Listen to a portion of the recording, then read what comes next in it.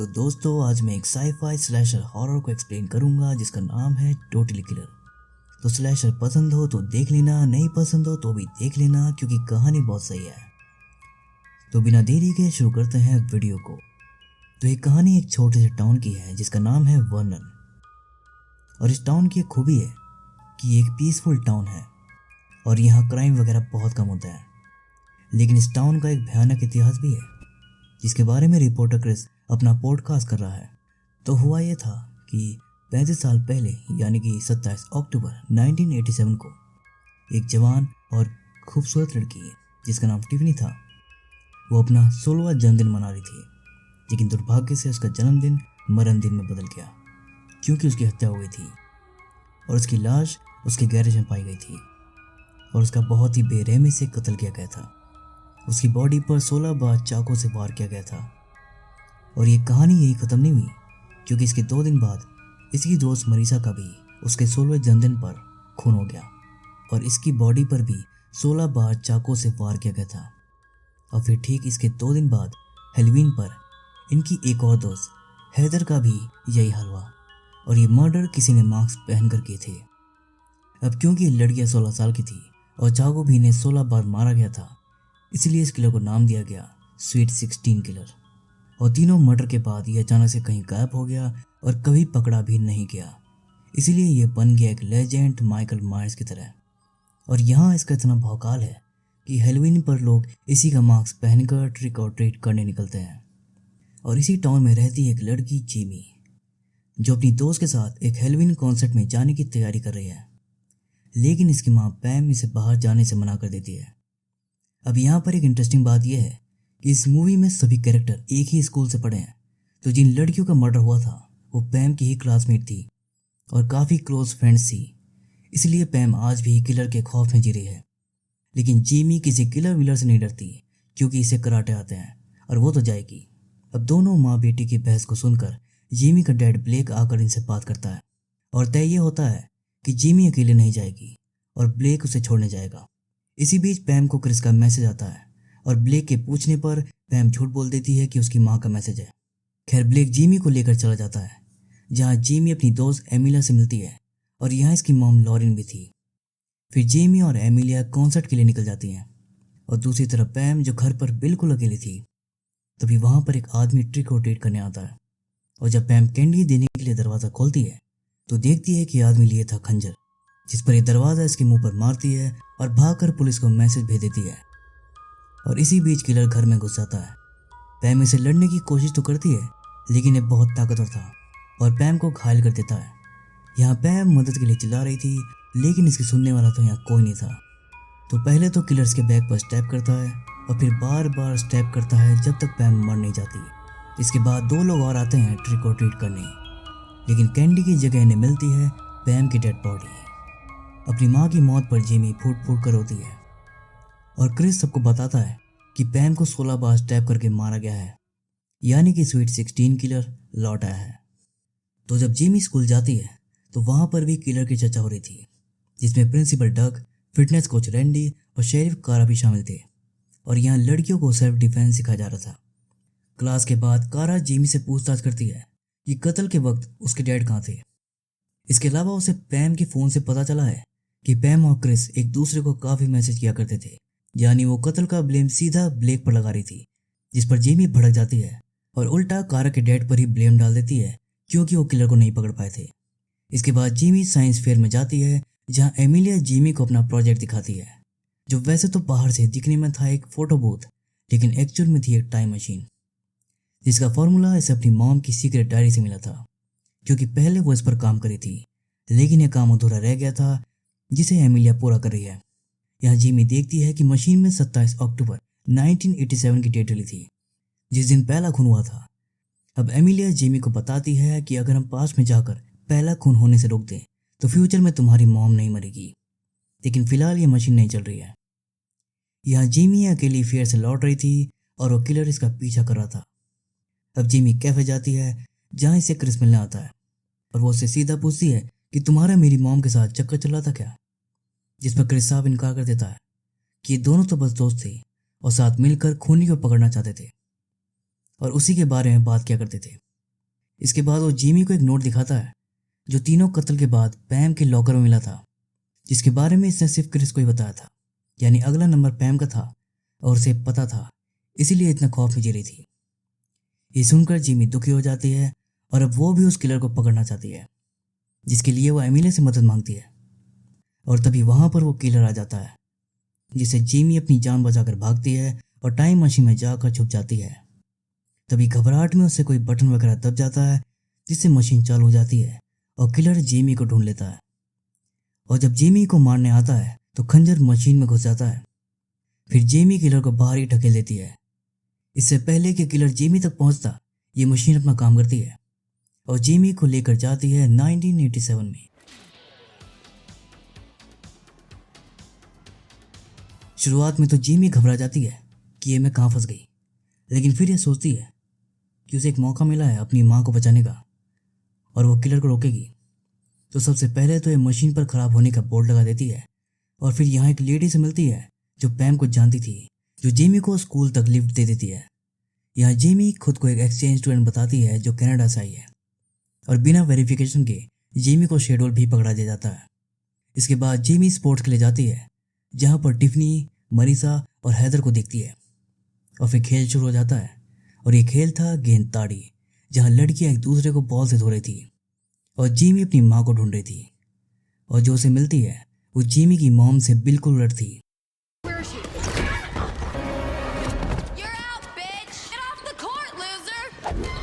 खेल के बाद जिमी को पता लगता है कि पैम स्कूल की सबसे हरामी लड़की है, बोले तो फुल बैडएस, और सबको बुली करती है।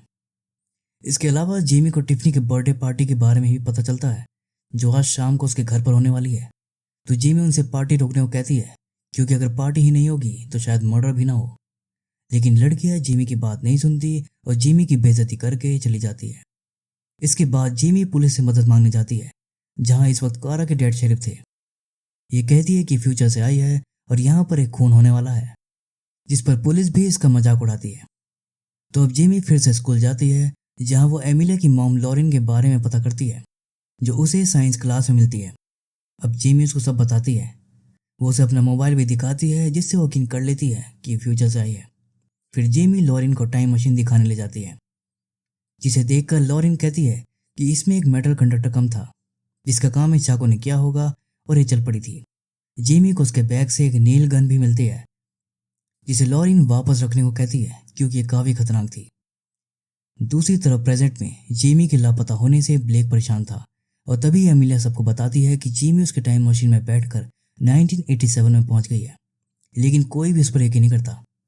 और यहाँ 1987 में जिमी और लॉरेन टिफनी के बर्थडे में पहुंच जाते हैं मर्डर रोकने, और यहाँ पर ये मिलती है प्रिंसिपल डग, कोच रैंडी और शेरिफ कारा के यंग वर्जन से। अब ये दोनों टिफनी को ढूंढने लगते हैं, जो उसे ब्लेक के साथ मिलती है, क्योंकि फिलहाल ब्लेक टिफनी का बॉयफ्रेंड है, ना कि पैम का। खैर, अब जिमी लड़कियों से बात करने की कोशिश करती है, लेकिन लड़कियां उसे बात करने में इंटरेस्टेड नहीं थी और रैंडी से बोलकर जिमी को बाहर भिजवा देती है। लेकिन जिमी फिर से अंदर जाती है और अब अंदर चल रहा था लफड़ा। दरअसल ब्लेक ने टिफनी से ब्रेकअप कर लिया था। जब जिमी इसकी वजह पूछती है तो टिफनी बताती है कि ब्लेक को पता चल गया था कि इसने किसी और लड़के को भी किस किया है, और फिर टिफनी वहां से चली जाती है और जिमी लड़कियों से जाकर कहती है कि टिफनी की जान खतरे में है और उसे अकेला मत छोड़ना। लेकिन ये इसकी बात पर ध्यान नहीं देते, इसीलिए जिमी अकेले ही खून को रोकने निकल पड़ती है। तभी उसको क्रिस के पॉडकास्ट से पता चलता है कि टिफनी की मौत रात 12 बजे गैराज में हुई थी और 12 बजने वाले थे, इसलिए जिमी जाती है गैराज। लेकिन यहाँ तो कुछ और सीन चल रहा था। वैसे तो यहाँ टिफनी को होना चाहिए था, लेकिन जिमी के यहाँ आने से पास्ट बदल गया था और टिफनी इस वक्त ऊपर वाले कमरे में एक लड़के के साथ थी। फिर टिफनी फ्रेश होने वॉशरूम जाती है और जब वो वापस आती है तो लड़का कहीं नहीं था। फिर टिफनी को लगता है कि वो क्लोजेट में छुपा हुआ है।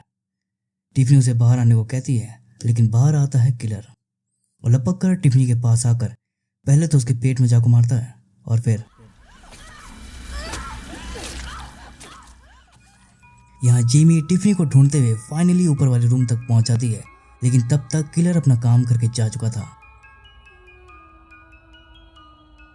खैर, इसके बाद वहां पुलिस आती है, जो मर्डर का ब्लेम जिमी पर ही डाल देती है, क्योंकि उसके आने के बाद ही हुआ था।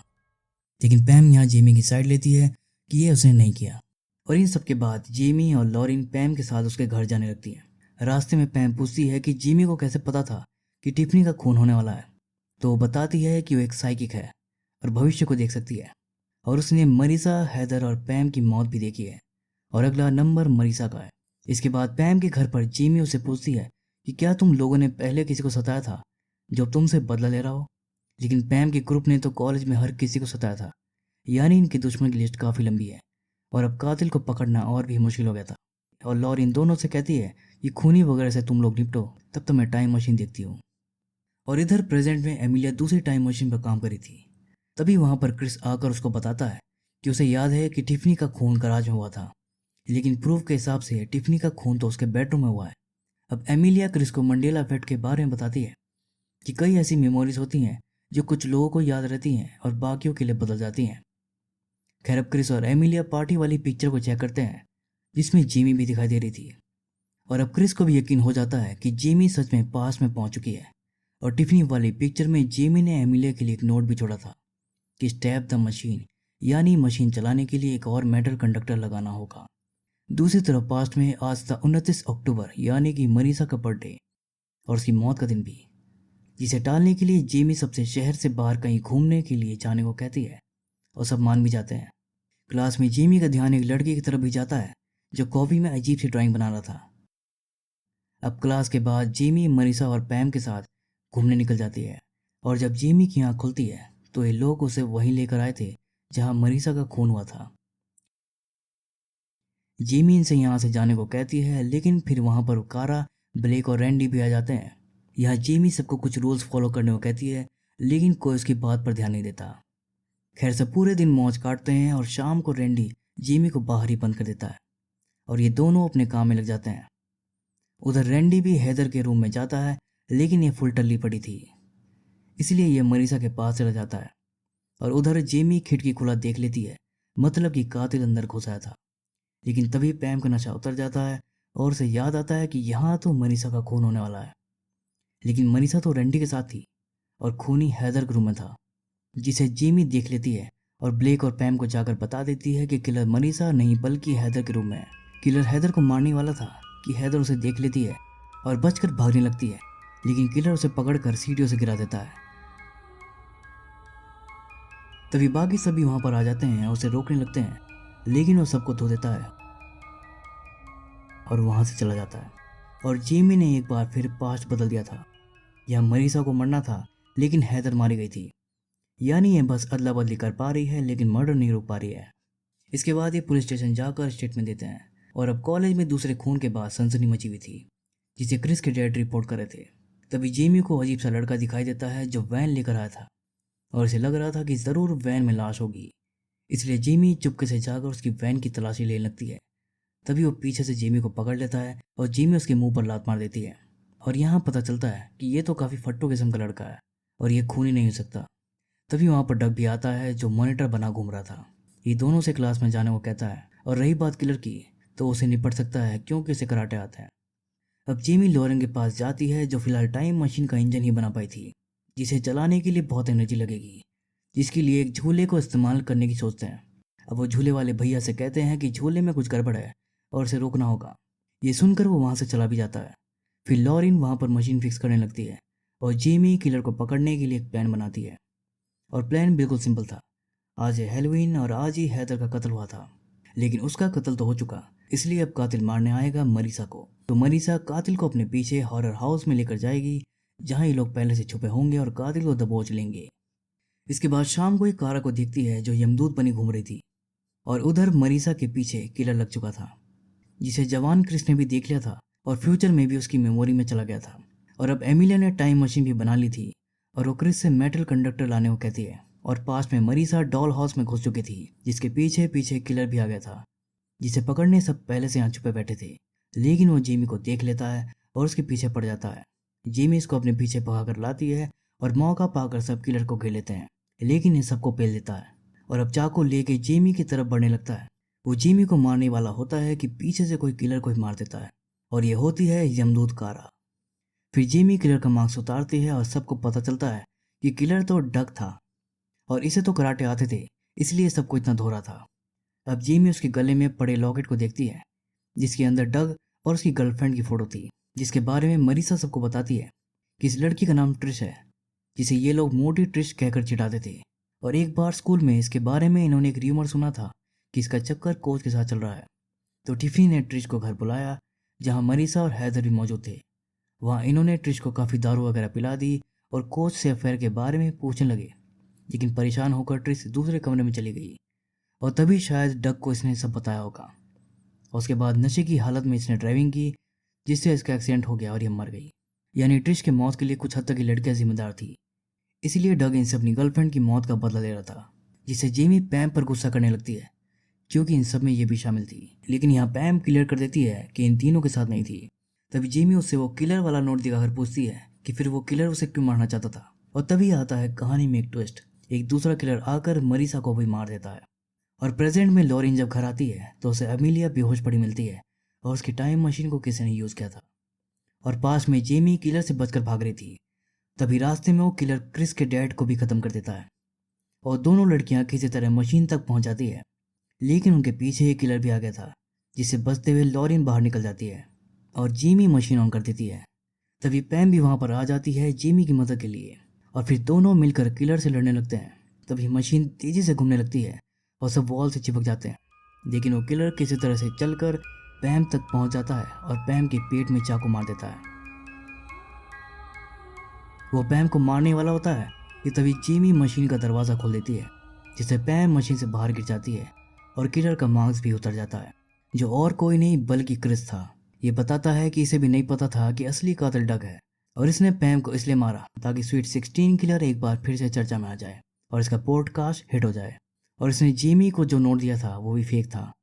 इसने बहुत मेहनत की थी लेकिन ये कभी अपने डैड जितना बड़ा रिपोर्टर नहीं बन पाया, इसीलिए इसने अपने डैड को ही मार दिया। और अब ये जेमी को मारने आता है लेकिन जेमी लॉरिन के गन से क्रिस को ही उड़ा देती है। You're out, bitch! I'm Jamie.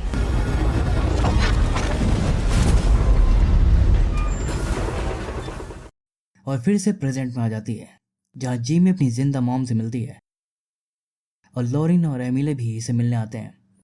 यहाँ लॉरिन को पास्ट का सब याद था और जेमी को बताती है कि इस टाइमलाइन में काफ़ी कुछ बदला हुआ है।